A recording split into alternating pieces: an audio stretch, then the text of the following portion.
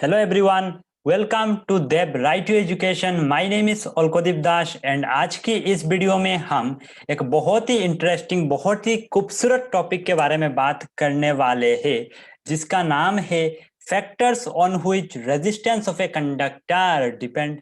इसको कुछ कुछ बुक ऐसा भी बताता है कि factors affecting resistance of a conductor, यानी कि ऐसा कौन कौन सी फैक्टर्स है मेरे भाई जिनके ऊपर रेजिस्टेंस भैया डिपेंड करते हैं।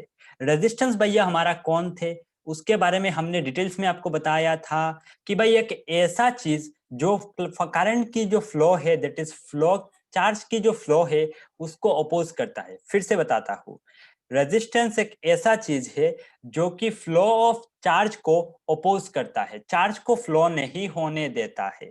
दैट इज वो करंट को अपोज कर रहा है, क्योंकि जब करंट बनेगा तब चार्ज फ्लो कर रहा होता है। अगर ये चार्ज की फ्लो को अपोज कर रहा है, दैट मीन्स कहीं ना कहीं ये करंट को अपोज कर रहा है। समझ में आया सबको? तो रेजिस्टेंस के बारे में अगर डिटेल्स में आपको देखना है तो इसके पहले वीडियो आ चुका है, देख लो भाई। आज की वीडियो में हम बात करेंगे factors on which resistance of a conductor depend. मैं इधर पे लिख दे रहा, फैक्टर्स ऑन व्हिच, यानी कि ऐसा कौन कौन सी फैक्टर है on which the resistance of a conductor depend.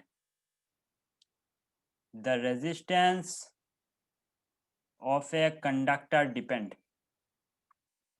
ठीक है, चलिए स्टार्ट करते हैं। बहुत ही इंटरेस्टिंग टॉपिक है, अच्छे से देखना सिर्फ। चलिए, तो पहला जो फैक्टर होता है जिसके ऊपर रेजिस्टेंस डिपेंड करता है वो होता है लेंथ ऑफ द कंडक्टर। क्या होता है? Length of the conductor. भाई बहुत डिटेल्स में बात करने वाले हैं, माइंड को फ्रेश करके एकदम बैठ जाओ। लेंथ ऑफ द कंडक्टर यानी कि कंडक्टर की लंबाई के ऊपर, कंडक्टर की लंबाई के ऊपर डिपेंड करता है, कितना लेंथ है कंडक्टिंग वायर की, इसके ऊपर इसका रेजिस्टेंस डिपेंड करता है। जैसे कि मान लो मेरे पास एक बहुत लंबा एक वायर है, मान लो ऐसा एक वायर है जो कि बहुत लंबा है। ठीक है, ये मेरे पास एक वायर है, ठीक है, कंडक्टिंग वायर है। चलिए, अगर ये कंडक्टिंग वायर है, दैट इज अगर ये कंडक्टर है तो अपने पास इसका एटॉम्स होंगे। तो चलिए मैं ग्रीन कलर के छोटे छोटे एटॉम्स बना देता हूं ताकि आपको खूबसूरत दिखे। चलिए, ये जो ग्रीन कलर की बॉल है ये क्या है? ये अपना एटॉम्स है कंडक्टर के अंदर की। ठीक है, अच्छा, अगर ये कंडक्टर है तो इसके पास फ्री इलेक्ट्रॉन्स भी तो होंगे जो कि एटॉम के आउटर मोस्ट शेल से एनर्जी गेन करके बाहर आ चुका है। ये भी हमने डिटेल्स में बताया था आपको, एटॉमिक स्ट्रक्चर बना के। तो ये ब्लैक कलर की डॉट्स क्या है मेरे भाई? ये हमारा फ्री इलेक्ट्रॉन्स है। समझ में आ रहा है? Free electrons. अभी सुनो एक बात, मैंने कंसीडर किया कि जो कंडक्टर है इसके अक्रॉस एक पोटेंशियल डिफरेंस का सेटअप किया हुआ है। दैट इज, जब हमारा ये ब्लैक कलर की जो फ्री इलेक्ट्रॉन है अगर वो फ्लो करना चाहेगा, मान लो पोटेंशियल डिफरेंस की प्रेजेंस में अगर ये फ्लो करना चाहेगा तो क्या होगा मुझे एक बार बता दो। ये ब्लैक कलर की इलेक्ट्रॉन्स क्या ग्रीन कलर के एटॉम के साथ बार बार कोलिशन करेगा, कोलाइड करेगा, धक्का खाएगा, टक्कर खाएगा? बोलो, क्या ऐसा होगा? बिल्कुल। यानी कि जब भी ये free electrons that is black colour की डॉट फ्लो करना चाहेगा तब ये एटॉम के साथ टक्कर खाएंगे। एटॉम के साथ टक्कर खा रहा है यानी कि कोलिशन हो रहा है। क्या हो रहा है? कोलिशन हो रहा है। कोलिशन हो रहा है, दैट मीन्स इधर पे ओपोजिशन हो रहा है।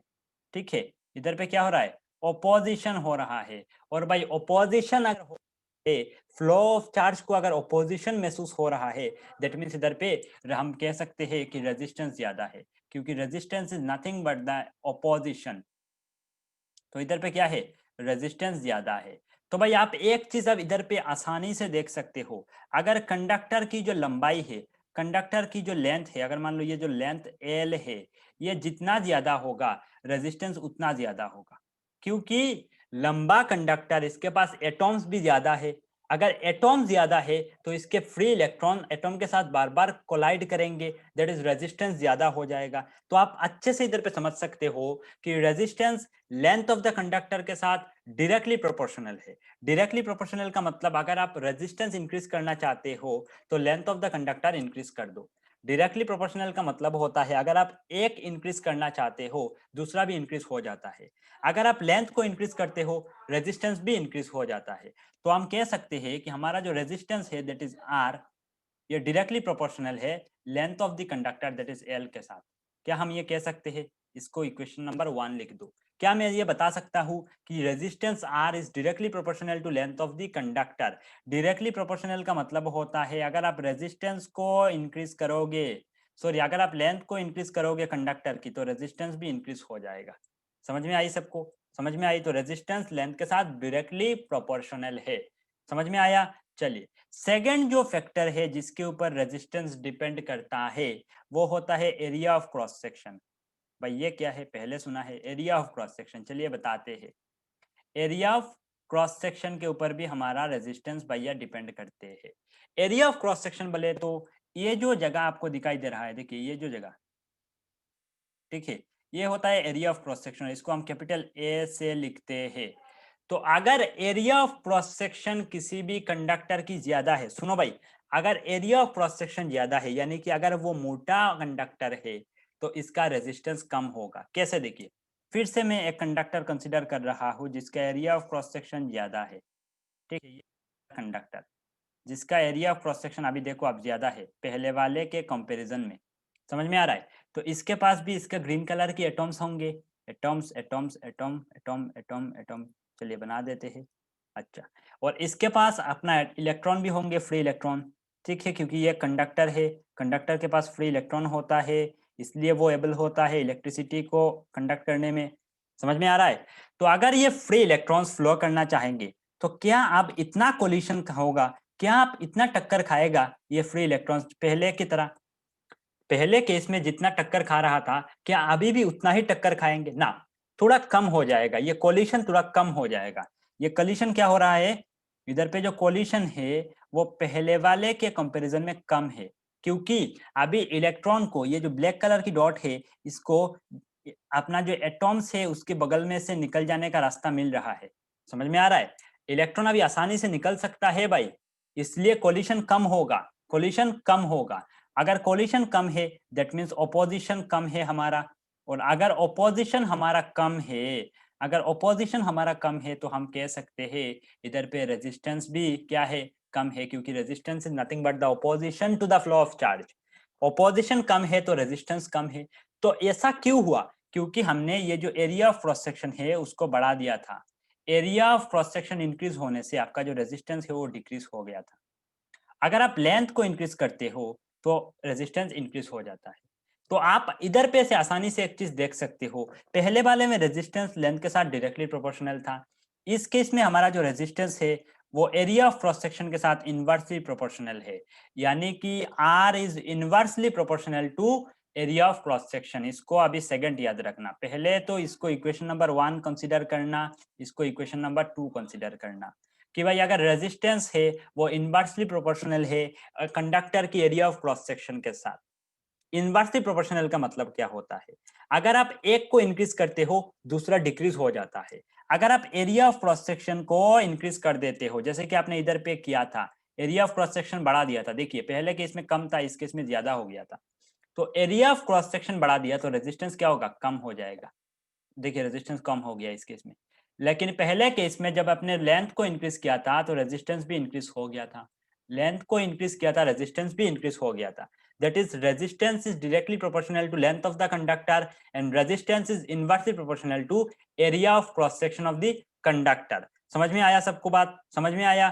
चलिए अभी देखो, अभी इंपॉर्टेंट बात सुनो, अगर हम ये 1 और 2 को कंबाइन करें यानी कि एक साथ लिखने की कोशिश करें तो क्या हम ऐसे लिख सकते हैं कि R is directly proportional L, that is length of the conductor, and inversely proportional A, that is area of cross section of the conductor। समझ में आई इतना बात बोलो? R is directly proportional L, that is length of the conductor, and inversely proportional to A, that is area of cross section of the conductor। समझ में आई सबको?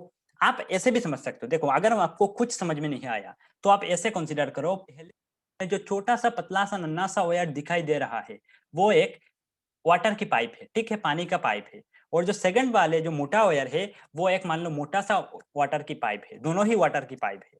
आप दोनों के थ्रू वाटर पास करना चाहते हो, पास करवाना चाहते हो, ठीक है, तो क्या होगा, पहले वाले का जो पाइप है, पहले वाला जो पाइप है उसके थ्रू पानी तेजी से पास होगा, या सेकंड वाले जो पाइप है उसके थ्रू पानी तेजी से पास होगा? बताओ मुझे, जिसका एरिया ऑफ क्रॉस सेक्शन ज्यादा है उसी में से ही तो पानी तेजी से पास होगा ना। जाहिर सी बात है भाई, ये जो है इसके इसके अक्रॉस पानी तेजी से पास होगा, ना कि इसके अक्रॉस। जो सेकंड वाला जो है, जिसके एरिया ऑफ क्रॉस सेक्शन ज्यादा है, उसके अक्रॉस हमारा पानी तेजी से पास होगा। समझ में आ रहा है, क्योंकि एरिया ऑफ क्रॉस सेक्शन ज्यादा है। तो सेम इसी केस भाई, अगर एरिया ऑफ क्रॉस सेक्शन ज्यादा है तो करंट तेजी से पास होगा, दैट इज रेजिस्टेंस कम है तभी तो करंट तेजी से पास हो रहा है। अगर रेजिस्टेंस ज्यादा होता तो वो क्या करता, करंट को खा जाता, तो करंट कम आता। तो पहले केस में रेजिस्टेंस ज्यादा है, दैट इज करंट कम है, दैट इज पानी तेजी से फ्लो नहीं होगा। यानी कि आप कह सकते हो कि अगर एरिया ऑफ क्रॉस सेक्शन ज्यादा है तो आपकी क्या होगा, रेजिस्टेंस कम होगा, करंट ज्यादा होगा। एरिया ऑफ क्रॉस सेक्शन कम है, लेंथ ज्यादा है, तो क्या होगा, रेजिस्टेंस ज्यादा होगा, दैट इज करंट कम हो जाएगा। समझ में आ रहा है, बहुत कंफ्यूजन वाला बात है, आप अच्छे से ध्यान से सुनना, इसको फिर से सुनो, आपको क्लियर हो जाएगा। मैं बता रहा हूँ, फिर से सुनो, क्लियर हो जाएगा। ठीक है, तो हमको क्या मिला finally, R is directly proportional to L and inversely proportional to area of cross section, that is A। अभी अगर मैं इस प्रोपोर्शनलिटी का जो साइन है, देखो देखो, इसको अगर हटा दूं तो क्या आएगा, तो क्या आएगा, कांस्टेंट ऑफ प्रोपोर्शनलिटी आएगा। चलिए नेक्स्ट स्लाइड पे जाते हैं। हमें क्या मिला था, हमें देखिए क्या ऐसा मिला था कुछ, R is directly proportional L, inversely proportional A। समझ में आ रहा है। अभी अगर हम इस प्रोपोर्शनलिटी का जो साइन है इसको हटा दूं तो क्या आएगा, देखिए R equal constant of proportionality आया रो, याद रखना इसको रो कहते हैं, RHO। ठीक है, रो L बटे A। मैं इधर पे लिख दे रहा हूँ, रो क्या है, rho is a constant of proportionality, constant of proportionality. Rho क्या है, एक प्रोपोर्शनलिटी कांस्टेंट है। तो क्या कहते हैं, सुनिए अच्छे से, इसको कहते हैं रेजिस्टिविटी, रेजिस्टिविटी कहते हैं। ठीक है, तो रो क्या है, रो एक कांस्टेंट ऑफ प्रोपोर्शनलिटी है, जिसको क्या कहते हैं, रेजिस्टिविटी। समझ में आ रहा है, इसको क्या कहते हैं, रेजिस्टिविटी कहते हैं। तो रेजिस्टिविटी का सिंबल हुआ रो। रो क्या है, कांस्टेंट ऑफ प्रोपोर्शनलिटी है। अगर प्रोपोर्शनलिटी का जो साइन है उसको आप हटाते हो तो एक कांस्टेंट आता है जो कि आया रो।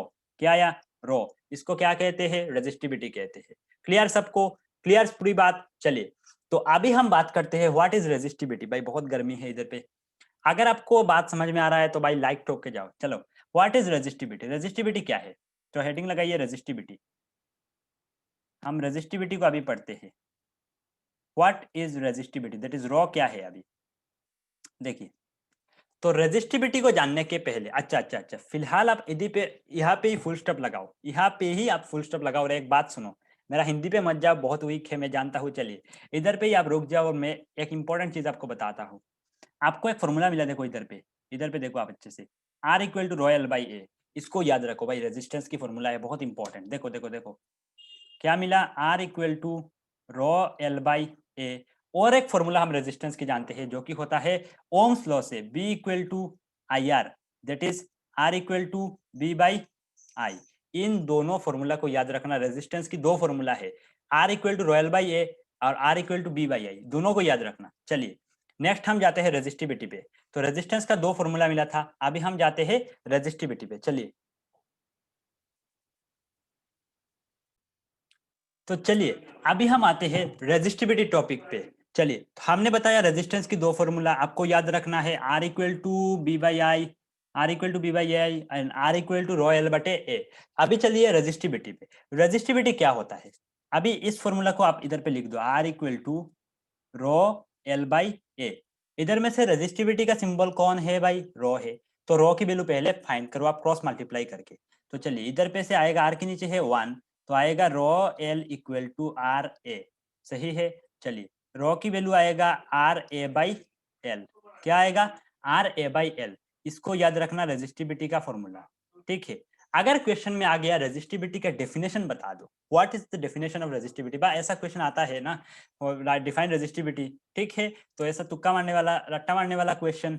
चलिए, तो ये इसको भी बता देता हूँ भाई, फिजिक्स रट्टाफिकेशन नहीं है भाई, फिजिक्स कॉन्सेप्चुअल सब्जेक्ट है। आपको दिल लगा के समझना है, अच्छे से समझ में आएगा। तो rho equal to R A by L, अच्छे से याद रखना इस फॉर्मूला, न्यूमेरिकल पे बहुत काम आएगा मेरे भाई। चलो, तो rho equal to R A by L. इधर पे आर क्या है, रेजिस्टेंस, ए क्या है, area of cross section of the conductor, A क्या है, area of cross section of the conductor, ये वाला। ठीक है, और एल क्या है, length of the conductor, that is ये वाला। समझ में आ रहा है, समझ में आया सबको। Area of cross section L, length of the conductor. अगर रेजिस्टिविटी का डेफिनेशन आया तो आपको कैसे लिखना है मैं बता रहा हूं। देखिए, क्या आप लिख सकते हो resistivity that is rho is equal to resistance जब area of cross section 1 metre square हो और लेंथ 1 मीटर हो। कहने का मतलब कुछ समझ में नहीं आया भाई, क्या बता दिया ये। मान लो अगर मैं इस एरिया के जगह 1 पुट कर दूं और इस एल के जगह भी 1 पुट कर दूं, तो क्या मैं बता सकता हूं कि रो इक्वल टू आर। क्या बता सकता हूं ये, क्या बता सकता हूं। इसी बात में बता रहा हूं कि resistivity is equal to resistance when area of cross section of the conductor is 1 metre square and length of the conductor is 1 metre. जब area of cross section 1 metre square हो और लेंथ 1 मीटर हो, तो अब हम बता सकते हैं कि रेजिस्टिविटी समान रेजिस्टेंस का समान है। ठीक है, तो आप ऐसा बता देना कि resistivity is equal to resistance when length of the conductor is 1 metre and the area of cross section of the conductor is 1 metre square. खत्म बात। व्हाट इज रेजिस्टिविटी का आंसर हुआ। अभी अगर मान लो ने आपको फंसाने के लिए बता दिया कि भाई एसआई यूनिट ऑफ रेजिस्टिविटी क्या है, what is the SI unit of resistivity. ठीक है, हैंडराइटिंग बहुत गंदा हो रहा है लेकिन आपको समझ में आ रहा है आई थिंक। चलिए, अभी अगर मान लो एसआई यूनिट ऑफ रेजिस्टिविटी आपको निकालना है तो फिर से rho equal to R by L formula को आपको याद रखना है। ठीक है, चलिए नेक्स्ट स्लाइड पे जाते हैं। फॉर्मूला हमें मिला था, अच्छा चलिए क्या टॉपिक है, SI unit of resistivity. SI unit of resistivity, resistivity बोले तो रो, क्या है रो, इसको क्या कहते हैं, रो कहते हैं, RHO। ठीक है, एसआई यूनिट निकालना है। जैसे कि हम जानते हैं रेजिस्टेंस की एसआई यूनिट क्या है, ओम है। इसको ऐसे लिखते हैं, क्या है ये, ओम। तो रेजिस्टिविटी क्या होगा, पहले बताओ रेजिस्टिविटी का फॉर्मूला क्या है, रो इक्वल टू RA/L। अभी देखो आर क्या है, रेजिस्टेंस, तो इसके जगह क्या आएगा, ओम। ए क्या है, area of cross section of the conductor, area है तो इसके जगह क्या आएगा, इसका यूनिट क्या होता है, एरिया को हम 1 मीटर स्क्वायर 2 मीटर स्क्वायर लिखते हैं ना, मीटर स्क्वायर। देखिए तो एरिया की जगह आएगा मीटर स्क्वायर, या आप सेंटीमीटर स्क्वायर भी लिखते हो, यानी कि स्क्वायर पे फॉर्म में होता है। ठीक है, तो एरिया की जगह मीटर स्क्वायर, लेंथ की जगह आएगा मीटर। ठीक है, लेंथ को हम 5 मीटर 10 मीटर इतना metre X metre Y metre लिखते हैं ना, तो लेंथ के जगह मीटर, एरिया के जगह मीटर स्क्वायर। अभी कैंसिल हो रहा है, 1 मीटर ऊपर में से 1 मीटर बचा, ऊपर 1 ओम साथ में 1 मीटर। तो आपकी रेजिस्टिविटी का यूनिट क्या आया मुझे बताओ, आपकी रेजिस्टिविटी का, अरे भाई ओम मीटर। ठीक है, तो रेजिस्टिविटी का यूनिट क्या आया, resistivity unit ohm metre. Therefore SI unit of resistivity, SI unit of resistivity, resistivity का एसआई यूनिट क्या आया, रेजिस्टिविटी का एसआई यूनिट आया ओम मीटर। ठीक है, क्लियर है, बहुत इंपॉर्टेंट बात है, याद रखना है, आ सकता है क्वेश्चन। चलिए, रेजिस्टिविटी का एसआई यूनिट आया ओम मीटर, क्लियर है। अभी सुनो सबसे इंपॉर्टेंट बात, सब कुछ साइड में रखो और एक इंपॉर्टेंट बात सुन के जाओ, लास्ट चीज है, सुन के जाओ। रेजिस्टिविटी किसके ऊपर डिपेंड करता है, जैसे कि हमने थोड़ी देर पहले पढ़ा था कि रेजिस्टेंस डिपेंड करता है लेंथ के ऊपर, एरिया ऑफ क्रॉस सेक्शन के ऊपर डिपेंड करता है।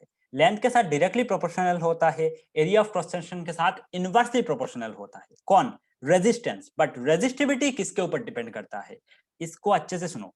रेजिस्टिविटी, अच्छे से वर्ड को सुनना, रेजिस्टिविटी डिपेंड करता है मटेरियल की नेचर के ऊपर। अगर मान लो ये कंडक्टर है तो इसका रेजिस्टिविटी किसके ऊपर डिपेंड करेगा कि भाई ये कौन सी मटेरियल से बना हुआ है, ना कि इसका लेंथ के ऊपर डिपेंड करेगा, ना कि इसका थिकनेस के ऊपर डिपेंड करेगा। डिपेंड करेगा तो किस पे, ये कौन सी मटेरियल से बना हुआ है, यानी कि नेचर ऑफ द मटेरियल के ऊपर डिपेंड करता है रेजिस्टिविटी। इसका लेंथ पे नहीं डिपेंड करता है, लेंथ पे करता है resistance. Area of cross section पे डिपेंड नहीं करता है, इस पे डिपेंड करता है रेजिस्टेंस। लेकिन रेजिस्टिविटी डिपेंड कौन पे, रेजिस्टिविटी डिपेंड करता है नेचर ऑफ द मटेरियल के ऊपर। रेजिस्टिविटी डिपेंड्स, रेजिस्टिविटी डिपेंड्स किसके ऊपर, नेचर ऑफ द मटेरियल के ऊपर, नेचर ऑफ द मटेरियल के ऊपर। अलग अलग मटेरियल के अलग अलग रेजिस्टिविटी वैल्यू होता है। अगर आप बात कर रहे हो कॉपर की तो इसका रेजिस्टिविटी वैल्यू अलग होगा। अगर किसी भी जो कि मैंगानीज का कुछ बात हो रहा है तो इसका रेजिस्टिविटी वैल्यू अलग होगा। समझ में आ रहा है? यानी कि डिफरेंट डिफरेंट मटेरियल का रेजिस्टिविटी वैल्यू अलग होता है। एनसीईआरटी का एक टेबल भी मिल जाएगा आपको जिसमें रेजिस्टिविटी वैल्यू बताया हुआ है। इसमें से आपको क्वेश्चन आता है, न्यूमेरिकल आता है, तो हम नेक्स्ट वीडियो में कुछ धमाकेदार न्यूमेरिकल करेंगे जिसमें हमारा वो टेबल काम पे आएगा, वो हम तब बताएंगे। ठीक है, तो आज के वीडियो में बस इतना ही। तो पहले हमने क्या बताया कि कौन कौन सी फैक्टर्स है जिनके ऊपर रेजिस्टेंस डिपेंड करता है। सेकंड हमने क्या बताया था, भाई चलिए मैं भी भूल गया, देखते हैं सेकंड हमने क्या बताया था। अच्छा, सेकंड बताया था रेजिस्टेंस लेंथ के ऊपर डायरेक्टली प्रोपोर्शनल एरिया के साथ इनवर्सली प्रोपोर्शनल, कंबाइन करके R directly proportional L by A. Proportionality का जो साइन है उसको हमने हटा दिया, आया था एक कांस्टेंट जिसको नाम दिया था रो। क्या नाम दिया था? रो। रो क्या है? रेजिस्टिविटी। क्या है ये? रेजिस्टिविटी। रेजिस्टिविटी क्या है? Resistivity is equal to resistance कब? जब length of the conductor 1 metre, area of cross section of the conductor is 1 metre square. और हमने क्या बताया? अरे बाबा देखते हैं, चलिए बाद में हमने बताया SI unit of resistivity, that is SI unit of resistivity ohm metre. SI unit of resistivity क्या था? ओम मीटर। रेजिस्टिविटी किसके ऊपर डिपेंड करता था? रेजिस्टिविटी किसके ऊपर डिपेंड करता है मेरे भाई? रेजिस्टिविटी डिपेंड करता है नेचर ऑफ द मटेरियल के ऊपर। किसके ऊपर? नेचर ऑफ द मटेरियल के ऊपर, ना कि वो लेंथ के ऊपर डिपेंड करता है, ना कि वो एरिया ऑफ क्रॉस सेक्शन के ऊपर डिपेंड करता है। किसके ऊपर करता है? नेचर ऑफ द मटेरियल के ऊपर। हो गया क्लियर सब कुछ? आज के वीडियो में बस इतना ही। नेक्स्ट वीडियो में हम धमाकेदार न्यूमेरिकल के साथ आएंगे, तब तक के लिए बाय बाय। चलिए मैं स्लाइड को इधर पे क्लोज कर रहा हूँ। आई होप आपको अच्छा लगा। चलिए बाय बाय।